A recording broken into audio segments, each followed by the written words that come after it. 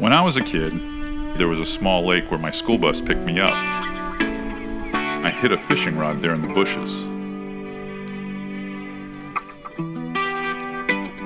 There were days when I didn't want to fish with anybody. I knew no one wanted to fish as long as I did, and when they were done, I'd have to come home.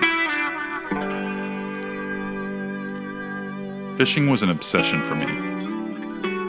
It was my church. It was a magical piece, with sounds and smells that can only be heard in nature.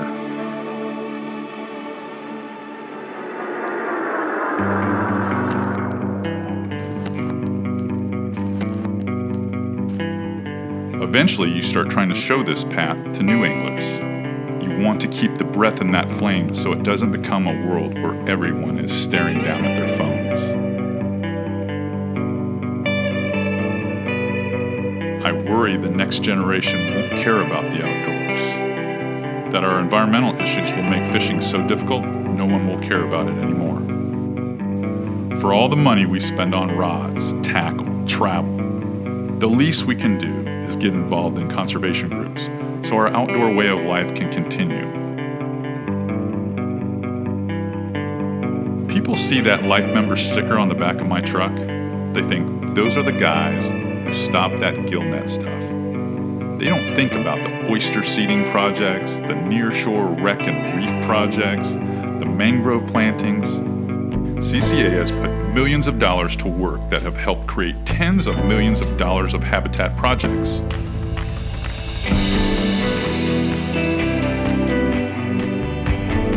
A big part of what CCA does now is move projects from the drawing board to reality. The Coastal Conservation Association has evolved into this nexus between funding sources, volunteer manpower, and the scientists, universities, and conservation organizations running some of the finest programs in the country.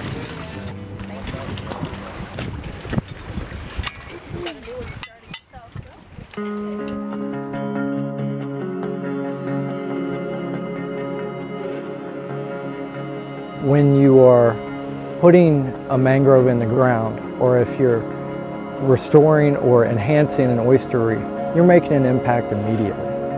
You're not waiting for somebody to decide that it's important.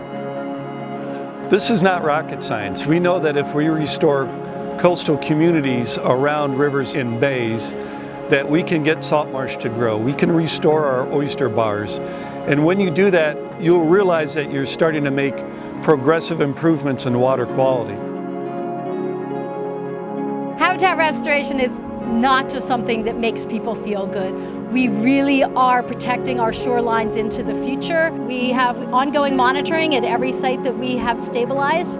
And what we've been able to document that in Mesquite Lagoon, where the local sea level rise is 2.3 millimeters per year, we are finding accretion rates of sediment at about 3 to 4 centimeters per year. By reaching out to CCA, we know they do a lot of youth educational fishing themselves, trying to get kids back outdoors fishing, which ties in directly with FWC's Youth Network mission. We're trying to create that next generation that will help take over to become the biologist, to become the researcher, to become the manager, to be the hunter or the fisherman who had that stewardship built in them. CCA is a great resource for volunteers to get involved. No matter where you're located in the state, we have partnerships with organizations like the University of Central Florida, the Florida Fish and Wildlife Commission, Tampa Bay Watch, Florida Oceanographic Society, and many more around the state. And a lot of our members are instrumental in getting these habitat restoration projects off the ground.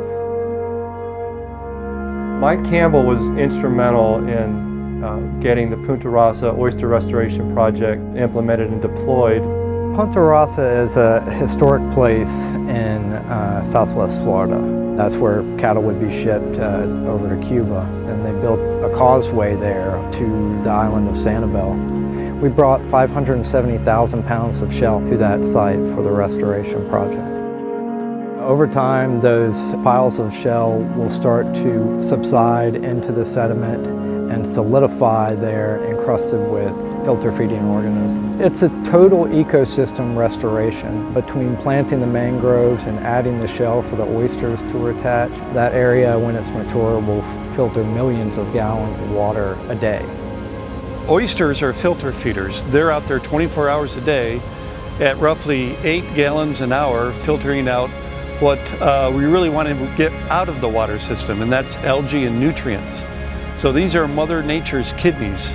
Salt marsh grow along the edge of the bay, and those are plant communities that not only stabilize the shoreline, but they help to absorb nutrients and other types of pollutants.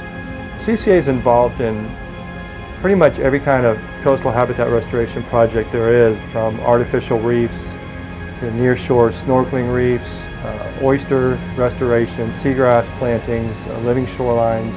Nutrients and other environmental factors are negatively affecting our waters and our fisheries. It's important to try to reverse that trend. We didn't have that much interaction with CCA when they were more on the policy side, because I'm a college professor. I am interested in the research, and we're really interested in science-based restoration. So being able to partner with a group like CCA, we're able to take our science, which we really have dedicated our lives to improving restoration on the east coast of Florida, and have this volunteer pool. This is really how it works. It's a grassroots effort. Government will never be able to do it alone. It's because of these partnership efforts that we've been able to restore hundreds of acres of new tidal ponds in the bay, and literally miles and miles of oyster reef. I do believe that habitat restoration works, and it's a worthwhile endeavor. We have proof of it right outside. The actual campus itself sits on what used to be a palm tree farm. We decided to put in a 5-acre pond on site. In order to recreate the habitats inside a saltwater pond, we reached out to the CCA and some other donors to assist us with donating habitat. When we reached out to CCA, we were looking for some of the smaller shell, and they were kind enough to have 8 dump truck loads of medium-sized washed shell delivered to our site to sort of line the littoral edge of our pond.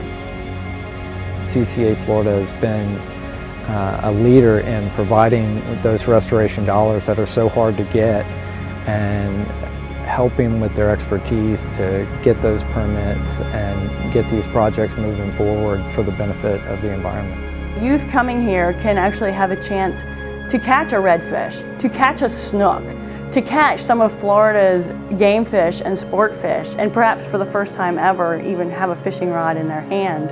This is something that we're creating for generations to come if we do these projects correctly.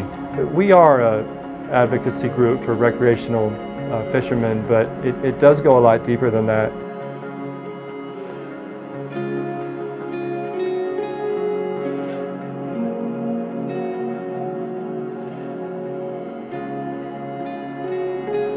It seems like I've fished every inch of Florida and haven't scratched the surface. There are mangrove forests thousands of years old, turtle grass beds that seem like they go on forever, the tropical beauty in the Keys, rugged marshes of Spartina grass, limestone outcroppings on the beaches of sugar sand and pines, all the lakes and rivers, inlets, offshore. There's a reason the lion's share of the greatest fishermen ever known all come from Florida.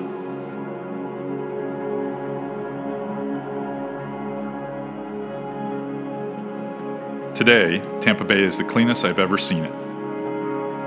Why can't this work in Charlotte Harbor? Why can't this work in Biscayne Bay, or the Mosquito Lagoon, or Florida Bay? The facts are we have more than 1,000 families moving to Florida every week. To do nothing is to kill fishing in Florida the way we know it. It takes a blue-collar effort to volunteer a day's work putting a shoreline back together. But one day, when you see how clear that water is, that's the real reward, knowing you had a hand in that.